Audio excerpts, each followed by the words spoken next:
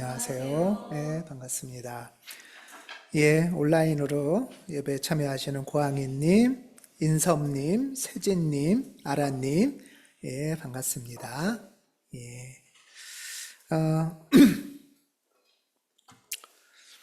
예수님께서 세례와 광야 기도 이후에 이제 선포를 하시죠. 때가 찼고 하나님 나라가 온다. 아마 예수님이 정말 깨닫고 눈이 열리고 하나님 나라가 오시는 걸 경험했나 봐요. 그래서 이제 회개하고 복음을 믿어라 라고 선포하신 후에 예수님이 광야에서 나와서 이제 산으로 올라가시죠.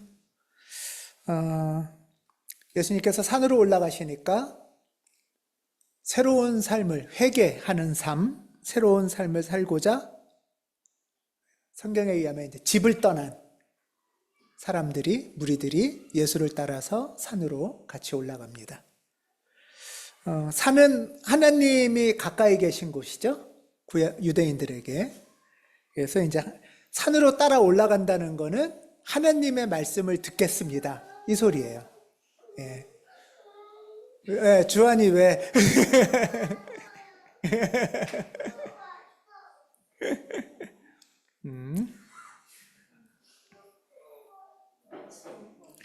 뭘 놓고 왔나 봐요. 예. 그래서 이제 예수님이 산으로 오르니까 제자도 아니죠, 아직은. 이 무리들이 우리도 하나님 말씀을 듣겠습니다 하면서 산으로 따라 올라가요. 그래서 예수님이 이제 산에서 따라온 이들에게 새로운 삶을 어떻게 해야 살 수 있다, 이런 이야기를 하시는 게 마태복음 5장부터 7장까지의 산상수훈, 산상설교입니다. 마태복음 5장에서 7장을 왜 산상수훈이냐 하면은 머리 숫자를 써서 한자로 최고의 가르침이다, 이래서 수훈 이렇게 불렀던 거예요. 예수님이 산에서 하신 설교였던 거죠. 산상설교입니다. 산상설교, 이제 예수님이 그러면서 산에서 일종의 거룩한, 모세처럼 거룩한 구름이 뒤에 이제 있어요. 그리고 예수님이 여기 계시고 앞에 무리들이 있는 거예요. 그리고 이제 첫 선포가 복 선언이시죠. 8번의 복을 선언하세요. 오늘 성시교독에서 읽은 복이죠. 8번의 복을 선언하시는데 그 첫 번째 4가지 복은 마음이 가난한 사람, 슬퍼하는 사람, 의에 줄이고 목마른 사람, 또 의를 위해서 모욕당하고 박해받고 비난받은 사람, 이들에게 복이 있다, 이렇게 얘기를 하세요. 이 복은 지금 나중에 천국 가면 죽어서가 아니고 지금 이런 처지에 있는 사람들이 이 자리에 있는 거예요. 이 산에 올라온 사람들의 지금 처지가 마음이 가난하다는 건 가슴이 답답한 거죠. 사는 게 답답하고 슬프고 삶이 이게 어떻게 해야지 이게 좀 제대로 된 삶을 살 수 있을까, 목마르고 이거 좀 이상한 거 아니에요? 했다가 모욕당하고 박해받고 이런 사람들이 모여 있는 거예요, 지금. 이들에게 지금 어떤 복을 주시냐, 하나님이 이 고통스러운 현실에서 구원하시는 복을 주실 거다 라는 거예요. 이거는 그러니까 일종의 출애굽의 복 같은 거예요. 노예 생활하던 이스라엘 사람들에게, 히브리 노예들에게 탈출시키는 복을 하나님이 주실 거야. 이런 구원의 복, 구원이라는 건 해방, 탈출, 이런 뜻이죠. 그런 면에서 이 고통스러운 현실에서부터 해방시키시는 복, 이 일은 누가 하시는 거예요? 하나님이 하시는 거죠. 하나님이 이 일을 하실 거야 라고 지금 말씀하시는 게 첫 번째예요. 그러니까 인생 이게 다야, 이렇게 하지 마, 괜찮아, 하나님이 하실 거야 라는 게 첫 번째 예수님의 선언이고요. 그리고 이제 두 번째 복은 오늘 김지영 교우가 기도한 것처럼 온유와 자비와 마음이 깨끗한 정결과 평화. 이 복, 이 네 가지 복이 또 있어요. 이 복은 누가 이루어야 되는 복이죠? 예, 이 무리들이 이루어야 되는 복이에요. 예수님을 따라온 사람들이 하나님 안에서 이루어 가야 될 복인 거예요. 이 두 가지가 구분돼야 돼요. 이해되시죠? 예. 첫 번째 네 가지 복은 이집트에서 짓눌려 살던 인생, 하나님 탈출시켜 주세요 할 때 하나님이 고통스러운 너의 울음을 들었어, 탈출시켜 줄게, 하나님이 이루실 복이고, 이제 광야에서부터 말씀을 받는 너희들이 말씀을 통해서 이루어 나갈, 지향해야 될 복은 온유, 자비, 정결, 평화는 너희가 하나님의 뜻 안에서 배우면서 이루어가야 될 복이라는 거예요. 이해되시죠? 예. 이거는 하늘에서 뚝 떨어지는 복이 아니에요. 이 두 가지를 구분해야 돼요. 예. 그래서 이 복은 하나님 나라의 통치자로 너희가 살기 위해서 이루어갈 복, 이것을 지향해 가면서 하나님의 통치자가 되는 거다 라는 말씀을 주셔요. 이게 이제 산상설교를 시작하시면서 처음 복선언입니다. 구원에 받는 복이 있고 우리가 만들어 가야 될, 이루어 가야 될 복이 있다 라고 말씀하시는 거예요. 이 복선언을 통해서 우리는 새로운 시대에 새로운 정체성을 갖게 되죠. 구원받는 자의 존재가 되고 또 구원을 이룰 자의 존재가 되는 거예요.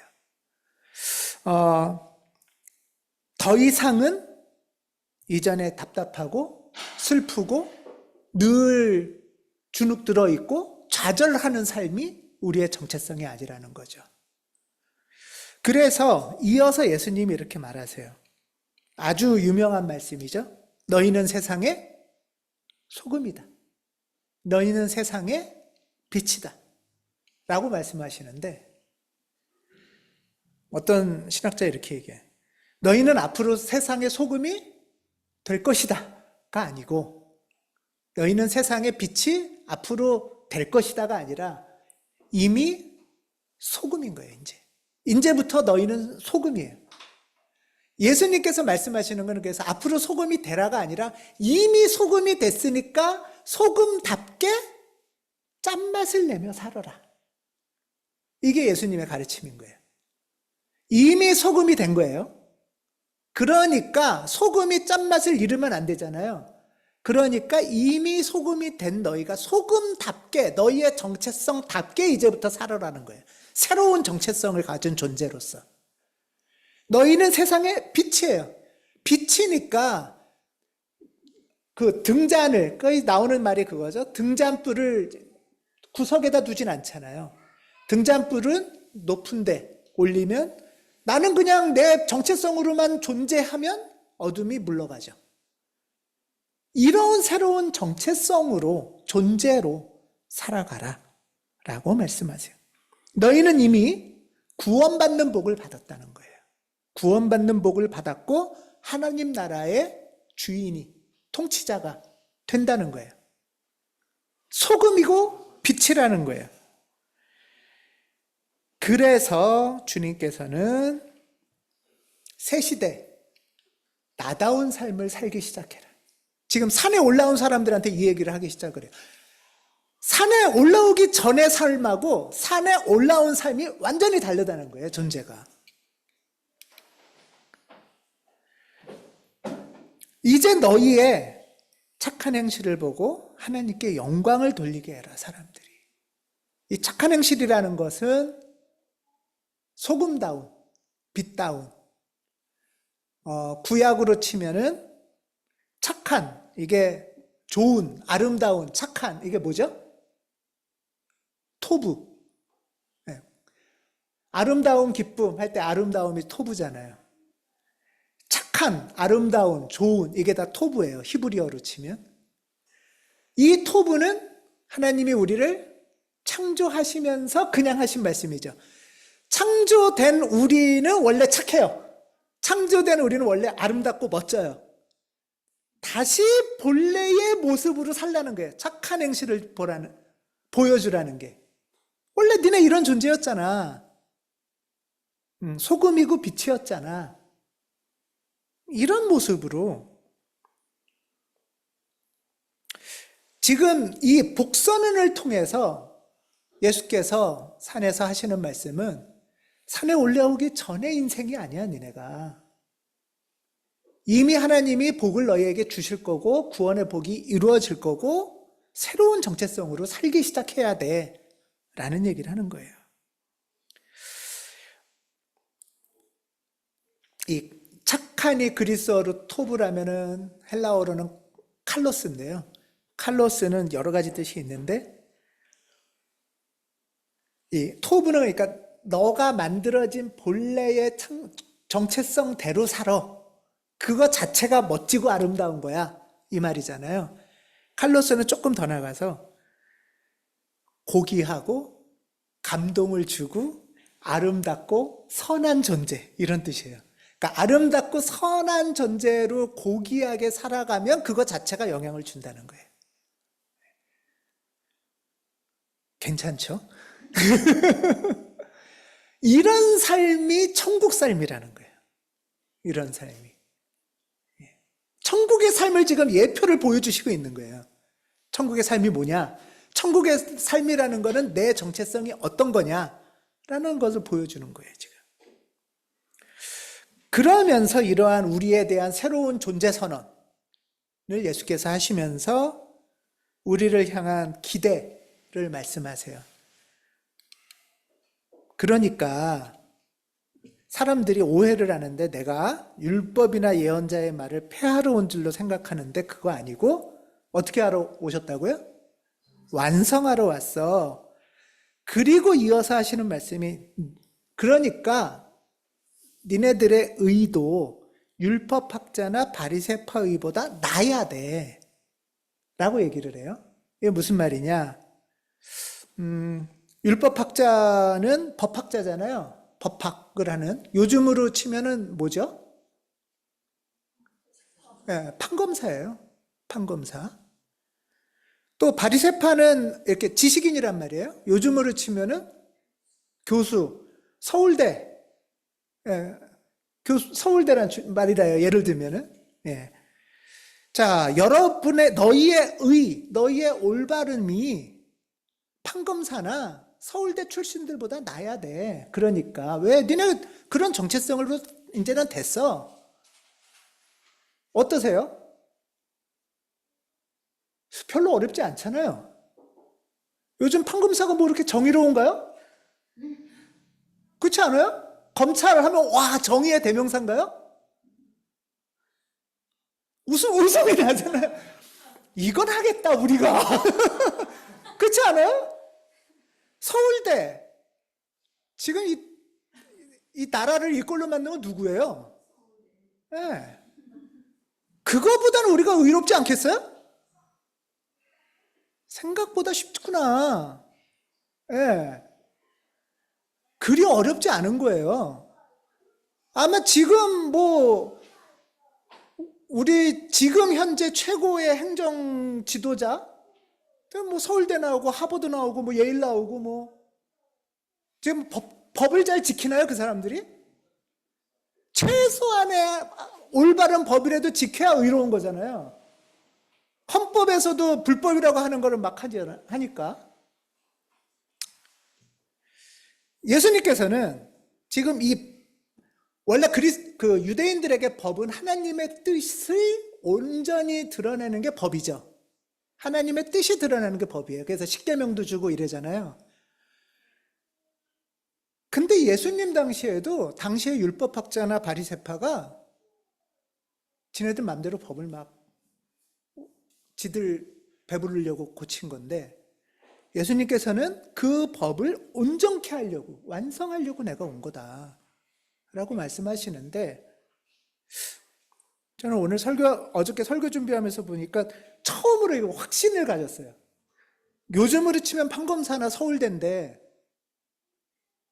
우리 교인들은 서울대 판검사보다는 의롭다. 그건 어렵지 않더라. 이런 거잖아요. 그렇죠? 그러면서 이게 뭐냐? 예수님이 올바름을 완성하시는 일에 우리가 동역하는 거죠.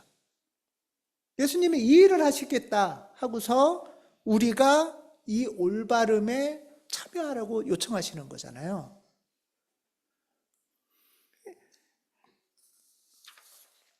산상설교의 산상수훈의 첫머리는 이렇게 우리의 새로운 산에 따라 올라온 우리들에 대한 새로운 정체성 선언이에요. 똑같은 줄 알고 올라왔는데 지금 전혀 다른 일이 벌어지고 있어요. 이게 굉장히 중요합니다. 이스라엘 사람들이 홍해를 건너서 광야까지 왔을 때까지도 똑같았는데 모세가 산에 올라가서 하나님의 말씀을 받으면서 하나님의 영광이 임하면서 이들이 하나님의 말씀과 만나면서 하나님의 백성의 길에 들어가기 시작하죠. 유대인들도 지금 이 제자들도 산을 따라 올라온 이들은 이제 새로운 구원의 말씀, 구원의 존재로 바뀌고 있는 거예요. 이 정체성을 깨달아라. 너희는 가난과 슬픔과 배고픔과 억울함에서부터 구원받은 존재고, 그리고 이제 더 나아가서 그래서 너희는 소금이고 이미 빛이야. 그러니까 소금답게 짠 맛을 잃지 않고 빛을 내고, 그리고 온유와 자비와 정결과 평화를 지향하면서 온전함에 이르도록, 하나님의 율법의 완성을 이루도록 나아가는 것, 이것이 우리의 정체성이고 우리의 길이야 라고 예수께서 말씀하시는 거예요. 아주 간단하잖아요. 그렇죠? 아주 심플해요. 이렇게 이제 그러니까 성경에는 두 갈씩이 많아요. 두 갈씩이라는 건 앞에 이렇게 결론을 일단 선포를 하신 거예요. 니네 이런 존재야. 이런 복을 주실 거고 이미 임했어. 때가 됐고 새 시대가 열렸어. 라고 선언하시는 거예요. 이 복선언이 되게 중요합니다. 그리고 나서 이제 구체적인 예를 몇 가지 말씀을 하시는데요. 그러면 이런 정체성을 가진 사람들은 어떻게 살아야 되지? 하는 얘기를 우리가 궁금하잖아요. 그랬을 때 몇 가지 예를 드세요. 예를 들면 마태복음 5장 21절에서 32절 사이에는 이런 새로운 정체성을 가진 너희는 빛이고 소금인 너희는 이런 건 하지 마 하고 세 가지 얘기를 하세요. 그게 뭐냐? 예를 들면 22절에 이런 거예요. 너희 형제자매에게 성내고 또 얼간이라고 말하고 바보라고 말하면 안 돼. 뭐 하지 말라는 거예요? 네, 욕하지 말라는 거죠. 욕금지. 예, 욕금지. 이런 거예요. 오, 참 희한하군요. 예. 욕을 하지 말라는 거는 누군가를 공격, 상처. 사실 여기에서 이어지는 게 뭐냐면, 그래서 그 사람들이 깊은 막 맺힌 상처가 생기고 원한이 생기지 않게 해라, 이런 뜻이에요. 예. 자, 한번 또 볼게요. 갑자기 복선언까지는 되게 좋았는데 뭐 하지 말라는 게 두 번째 하지 말라는 게 또 있어요. 28절에 보면 여자를 보고 음욕을 품는 사람은 죄를 진 거니 차라리 오른 눈을 빼고 손을 찢고,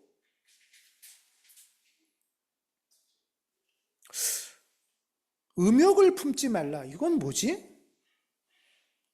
음욕은 건강한 성욕이 아닙니다. 음욕은 뭐냐 하면 상대를 내 맘대로 성적 도구로 대상화하는 거예요. 지배하는 거예요. 내 맘대로 소비하는 거예요. 성적 소비를 하는 거예요. 이게 음욕이에요. 건강한 성욕과는 달라요. 자, 세 번째, 또 하지 말라는 게 있어요. 누구든 아내를 버리려는 사람은 이혼 증서를 써주고 버려라. 옛날에는 유대인들이 그랬다는 거예요. 근데 예수님은 네 아내가 음행한 경우를 제외하고는 그래서는 안 된다. 그러니까 이건 뭐예요? 이혼 금지죠. 섣부른 이혼 금지. 자, 이 세 가지를 하지 말라고 하는데 어떠세요? 이 세 가지 하지 말라. 많이 들어보셨죠? 왜 이런 걸 하지 말라고 하셨을까? 이 세 가지 금지에는 어떤 함의가 있을까를 좀 생각해 봤어요. 묵상해 보는 중에 지금 예를 들면 거꾸로 생각해 볼게요. 이혼 금지는 지금 남편한테 얘기하는 거예요? 아내한테 얘기하는 거예요? 남편한테 얘기하는 거죠. 이 얘기는 뭐냐? 지금 이혼을 맘대로 할 수 있는 권리를 누가 갖고 있는 거예요? 남편이 갖고 있는 거죠. 아내를 버려도 되고 참고 살아도 되고 남편이 갖고 있는 거예요. 아내는 버려지면 당시에 먹고 살 길이 없어요. 버려진 여자는 종이 되거나 성매매 여인이 돼요. 먹고 살 길이 없으니까. 지금 이 권력은 남자가 갖고 있어요. 남자가 갖고 있는데 너 좀 잘 생각해봐. 이혼에 대해서. 그 앞에 거 볼게요. 음욕을 품는 사람 지금 여자한테 말해요? 남자한테 말해요? 남자한테 얘기하죠. 여자도 성욕이 없다, 음욕이 없다 이런 뜻은 아니에요. 그렇지만 당시의 가부장제 사회에서 쉽게 누군가를 음욕을 갖고 성적인 대상화하고 도구화할 수 있는 사람은 여자예요, 남자예요? 남자일 가능성이 크죠.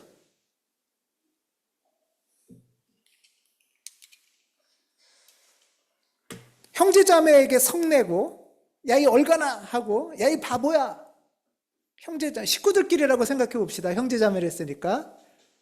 자, 힘센 사람이 할 수 있어요? 막내가 할 수 있어요? 장남이 할 수 있어요?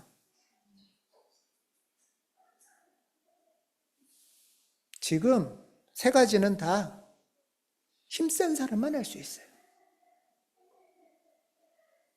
지금 이 세 가지 금지는 힘센 사람에게 강자에 대한 금지를 얘기하고 있어요. 이 강자들은 이렇게 만만하고 약하다고, 예를 들면 부모는 자식에게, 형제들끼리도 제일 힘센 사람이, 친구들끼리도 사실 힘 약한 친구는 힘센 친구한테 막 못 덤비죠. 두들겨 맞죠, 잘못하면. 이런 거예요. 지금 이 세 가지 금지는 전부 다 강자가 약자한테 금지예요. 자, 근데 여러분 잘 생각해 보세요. 지금 예수님 쫓아 올라온 이 사람들은 사실 어떤 처지의 사람이에요? 약자죠. 슬프고 답답하고 아프고 목마르고 이런 사람이죠. 왜 이런 사람들에게 이런 얘기를 했을까요? 세 가지 금지를?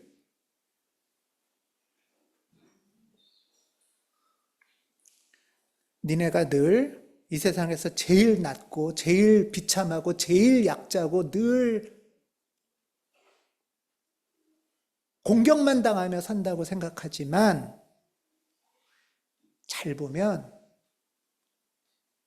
너도 모르게 네 가까이에 만만한 사람한테 그렇고 사는 거야. 그렇게 살지도 몰라.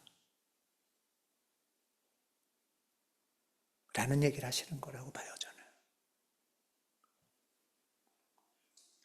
여기에 가난하고 약하고 두들겨 맞고 욕 듣던 사람들이 있는데도 이 사람들에게 야 니네도 맘대로 욕하지 마. 야 니네 맘대로 이혼하지 마. 그 얘기를 왜 하시겠어요 도대체.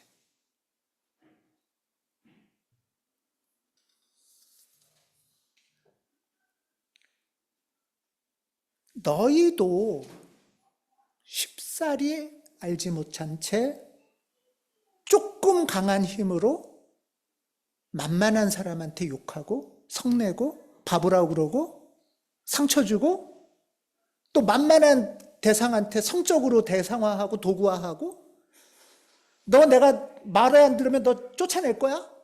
이혼한다고 겁주고 이러며 살았을지 모른다는 얘기죠. 니네 자기 연민에 빠지지 마, 이런 소리도 돼요. 나만 당하고 살아, 나만 피해자야, 나만 억울해, 세상에 나만 제일 아닐 수 있어 라고 저는 말씀하신다고 봐요.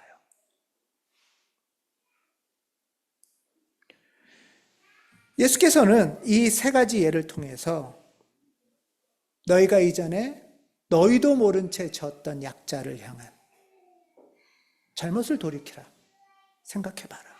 이게 미시권력이죠, 현대 용어로 말하면. 이 미시권력은 우리가 암만 약자라도 누군가 만만한 존재에게 작동하기가 너무 쉬운 거예요. 지금 예수께서는 먼저 이 말씀을 하고 있어요.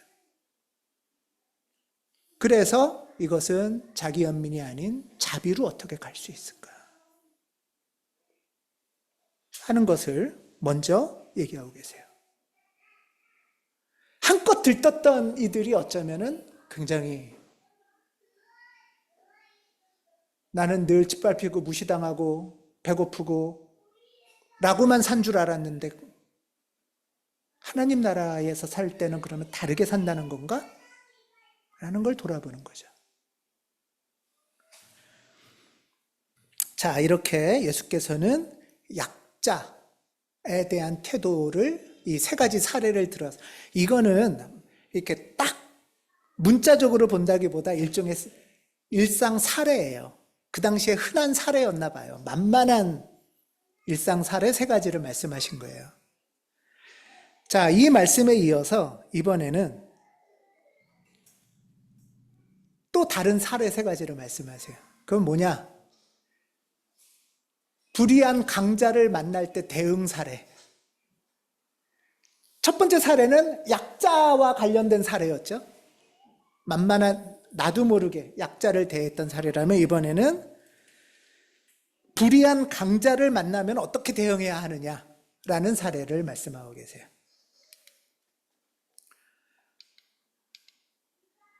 자, 이거는 일상 사례고요. 욕하지 마라, 음욕 풀지 마라, 이혼하지 마라, 약자에 대한 사례고요.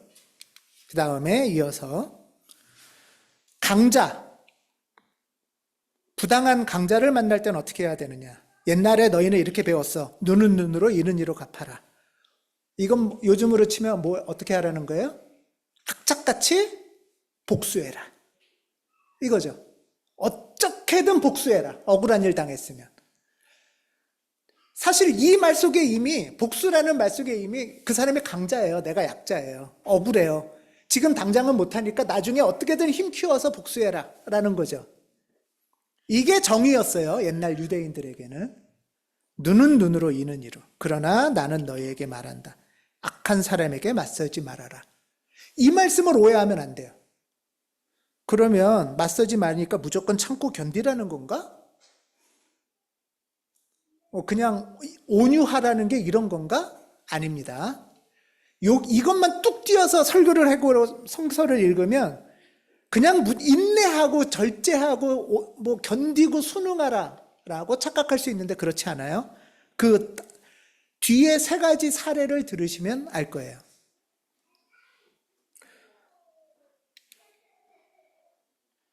자, 세 가지 사례가 마태복음 5장에 또 나와요. 이거는 유대인들에게 당시에 흔하게 또 일상에서 겪었던 부당한 일 사례인 것 같아요. 오늘 본문 말씀인데요. 누가 오른쪽 뺨을 치면 왼쪽 뺨을 대고, 속옷을 고소해서 가져가려 하면 겉옷도 주고, 오리를 가자면 십리도 가라. 이게 무슨 말이냐? 자, 여러분 누가 여러분의 오른 뺨을, 네, 원의가 있어요. 오른뺨을 때려요. 원희가 목사님 오른뺨을 때려봐.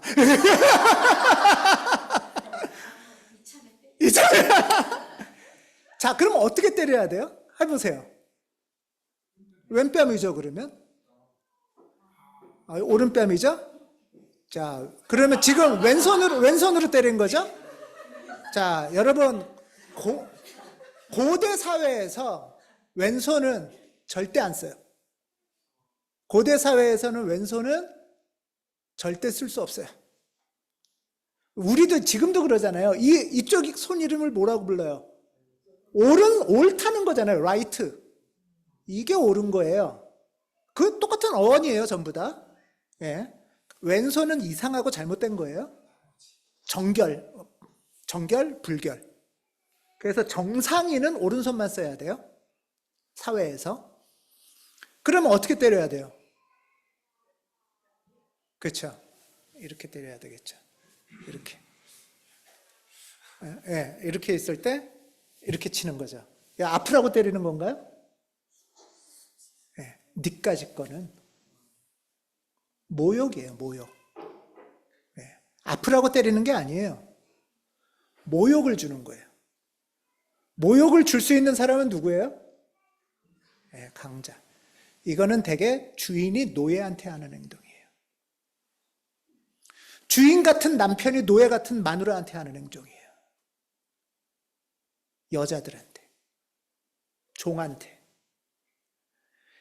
이거는 쉽게 말해서 한 주먹거리도 안 되는 거예요. 그냥 이렇게만 해도 되는 거예요.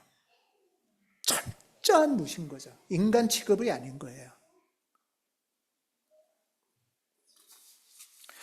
자, 주종관계를 확인하는 방법이에요. 주종관계.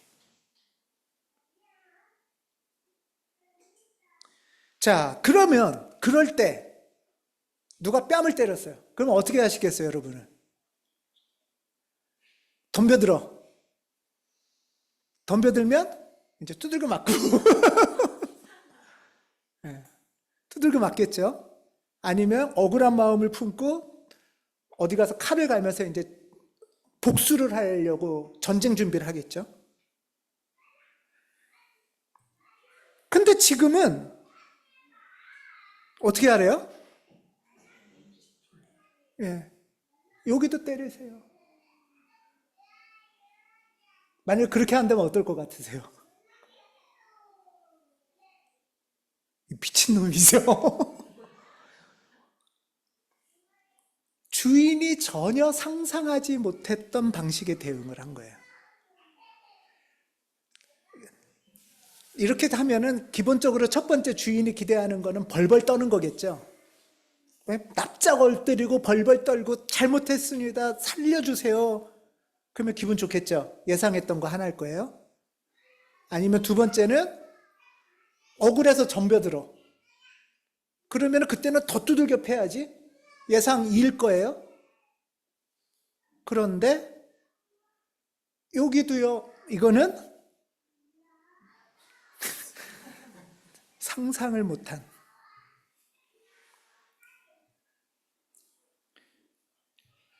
기대 1이나 2는 권력자가 예상했던 방식의 반응.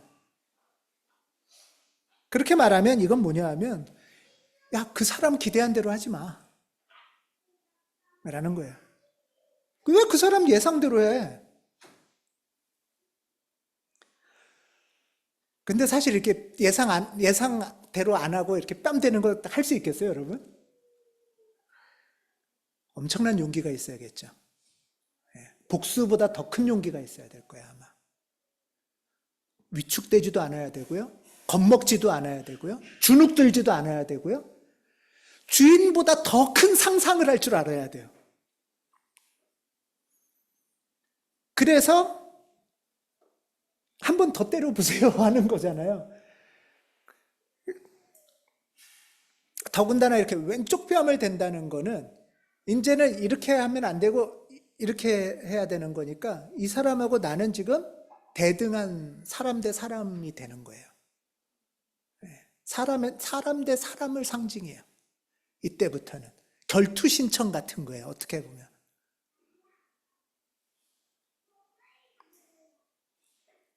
이제 당신이 나를 때리려면 최소한 나를 당신하고 동등한 존재로 이해해야 때릴 수 있어. 라는 말이에요.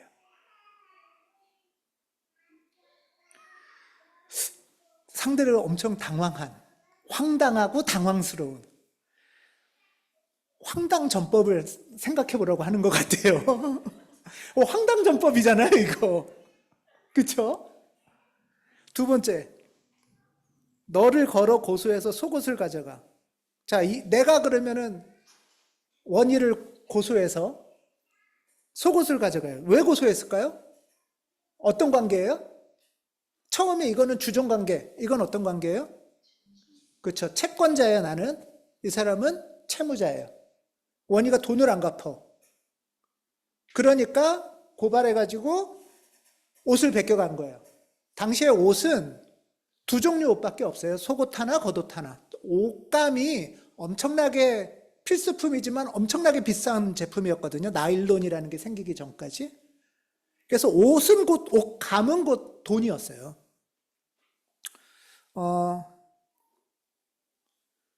그런데 유대법에 겉옷은 가져가면 안 돼요. 왜죠? 겉옷은 이제 큰 사각형 이불이에요, 사실. 그래서 들러도 쓰고 이러는 거라 유대법에 의하면 겉옷은 뺏어가면 안 된다라는 게 아주 법적으로 있어요. 그러니까 고소해서 속옷을 가져간다는 뜻이에요. 근데 원희가 왜 빚을 졌을까요? 게을러서? 아이패드를 사서?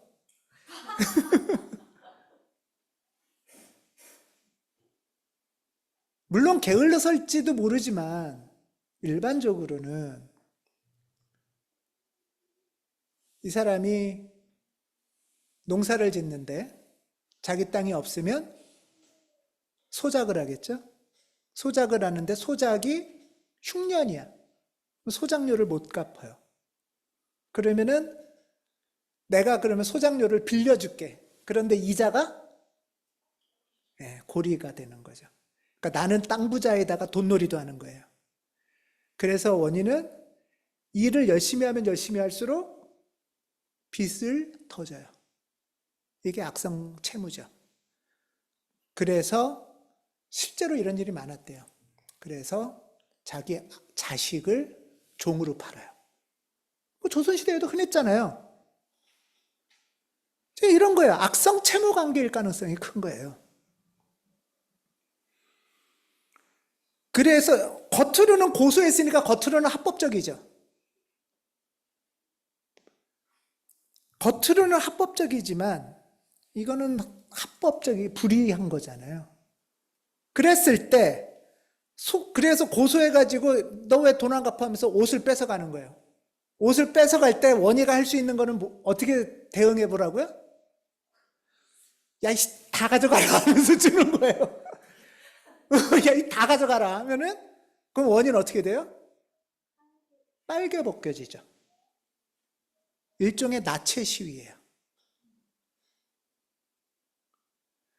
근데 유대 전통에서 예를 들면은 여러 가지가 있는데 유대 전통에서 노아 이야기를 보면 나체를 상태를 만든 것도 잘못인데 나체의 상태를 그대로 주변 이웃들이 두는 것도 하나님한테 저주받을 일이에요.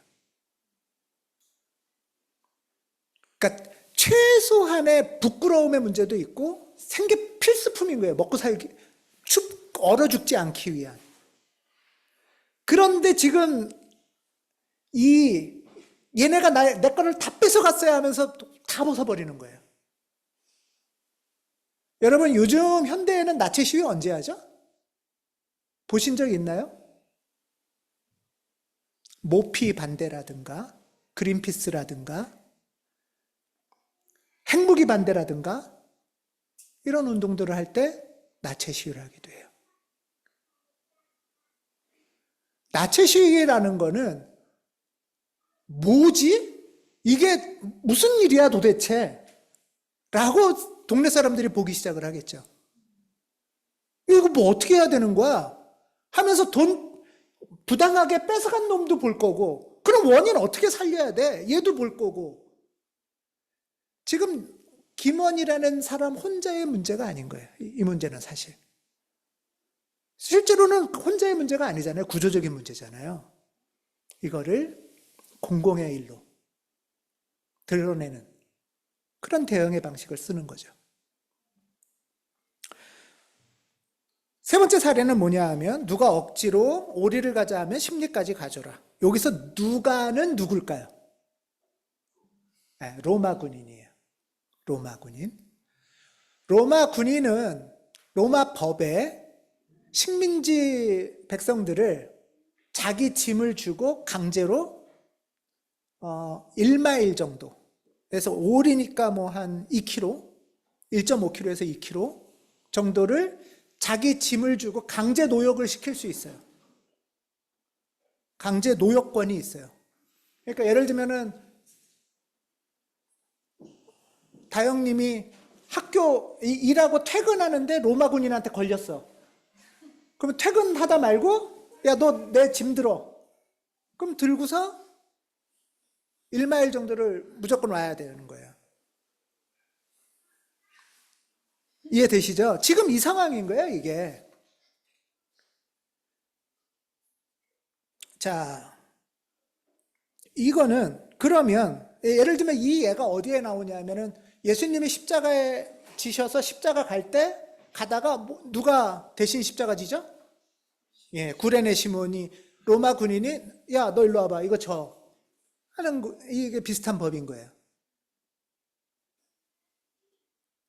이거는 단순하게 강제 노역의 의미만이 아니라 언제든 니네는 우리가 시키면 시키는 대로 해야 돼라는 거를 가르쳐 주는 법인 거예요, 사실.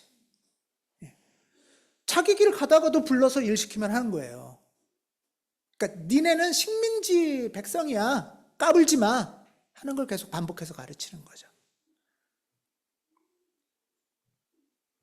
이것도 역시 수치와 굴욕을 주는 행위고 니넨 노예야. 주인 행세하려고 하면 안 돼.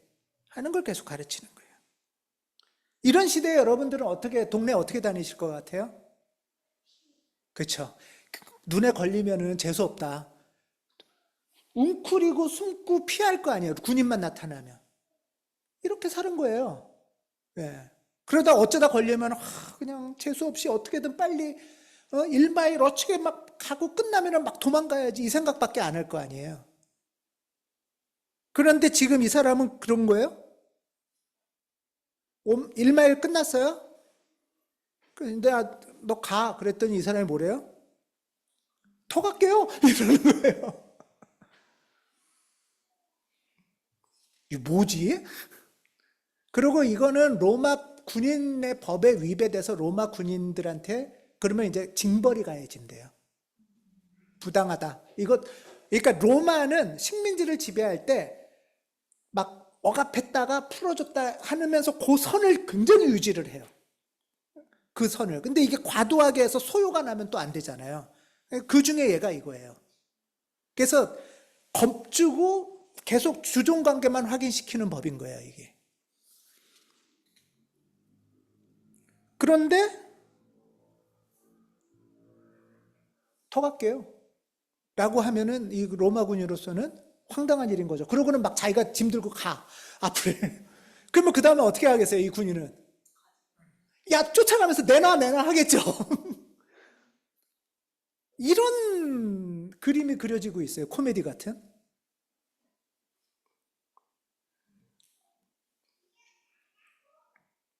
여기에서는 막 양보해주고 참고 견디고 막 더 해주고 이런 게 아니에요.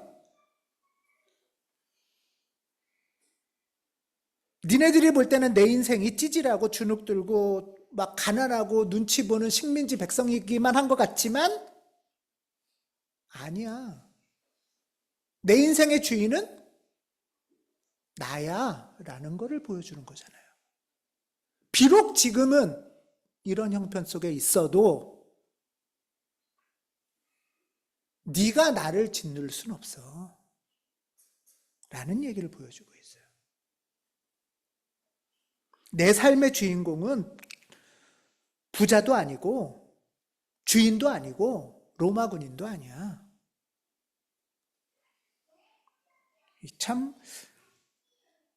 저는 막 엉엉 울고 막 화내서 복수를 하려고 막 무술하고 칼 갈고 총칼을 막 준비하는 것보다 더 거대한 용기인 것 같아요. 어떻게 보면. 할 수 있겠어요? 이렇게 막 들이대는 게? 이런 대응 방식을 비폭력 저항이라고 부릅니다. 현대에는. 무조건 참고 견디는 것도 아니고요.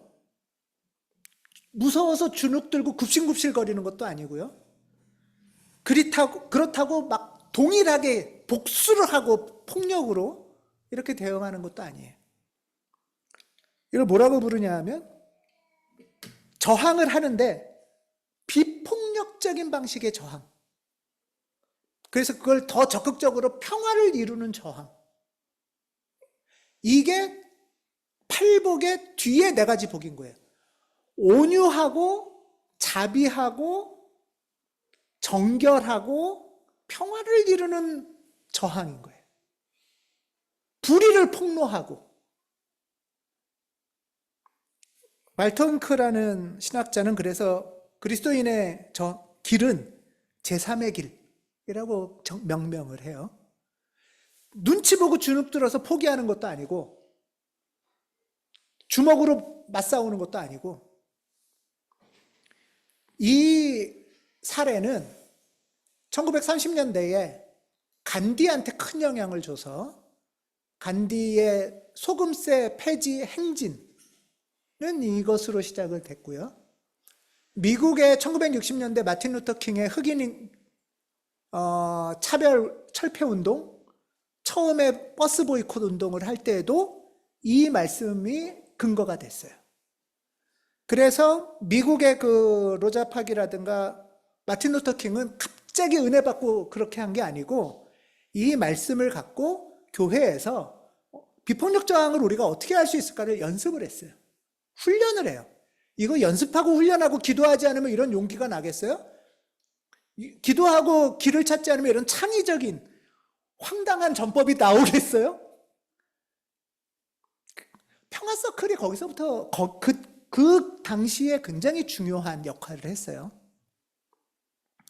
이 산상설교의 말씀이 부당한 권력에 대한 저항의 원리로 작동을 했어요. 예수께서는 산에 올라온 무리들에게 새 시대가 열리고 있다. 너희는 새로운 존재가 되고 있다. 라는 말씀으로 복을 선포하셔요. 너희는 소금이고 빛이야. 이미 소금이고 이미 빛이야. 그러니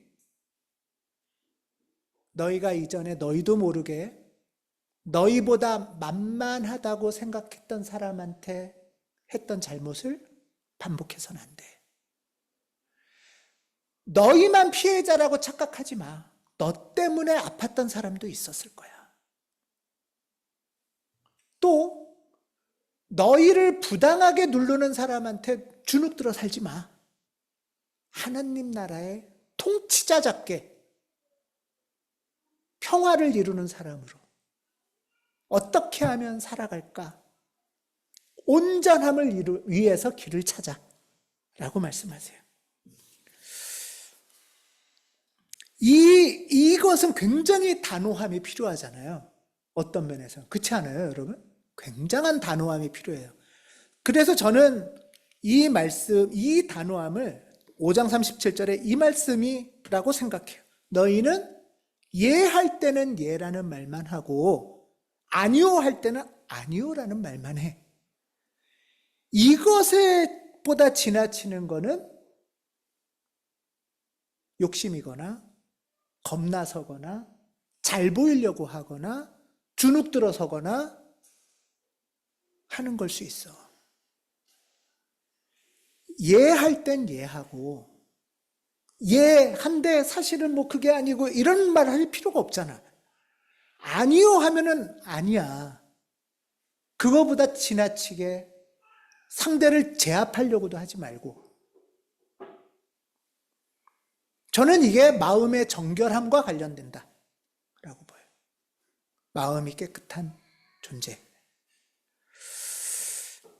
이것이 하나님의 법을, 하나님의 옳음을, 정의를 완성해 가는 길입니다.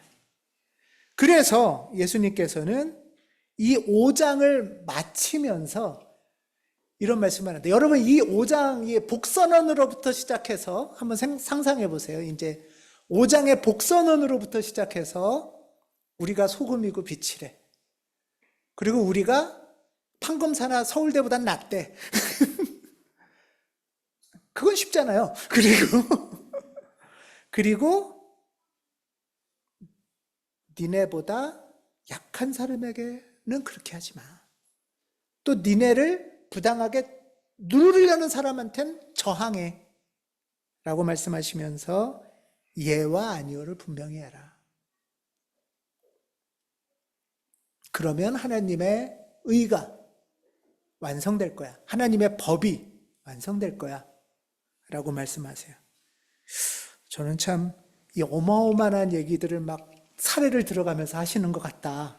라고 하면서 5장의 마지막에 이런 말씀이 있어요. 그러므로 하늘에 계신 너희 아버지께서 완전하신 것 같이 너희도 완전하여라. 이제는 하다 이제는 우리가 어떻게 되래요? 누구처럼 되래요?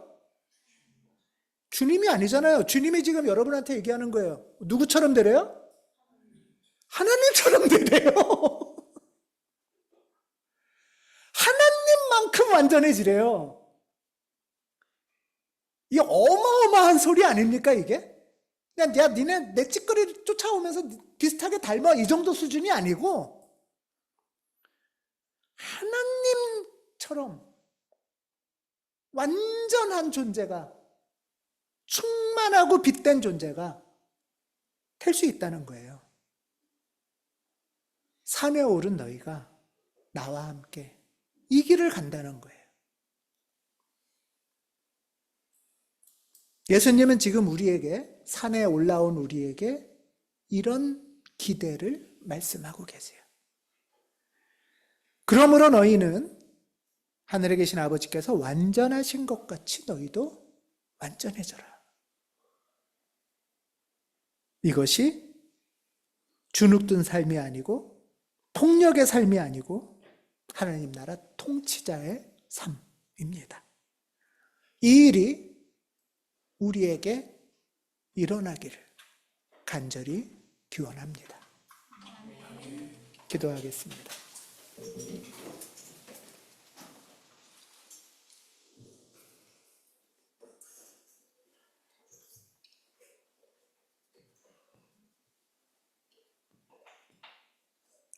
주님을 따라 우리가 오늘 산에 올랐습니다. 주님께서는 산에 오른 우리들에게 복을 선언해 주시고 우리가 어떤 존재인지 가르쳐 주셨습니다. 이제 당신 나라에서 나보다 약한 사람과 어떤 관계를 맺으며 살을지, 부당한 권력자에게는 어떻게 저항하며 살을지 배웁니다. 이 배움을 익혀서 예수님께서 우리에게 기대하신 것처럼 하나님만큼 완전함으로 나아가도록 복내려 주시옵소서. 우리 주 예수 그리스도의 이름으로 기도합니다. 아멘.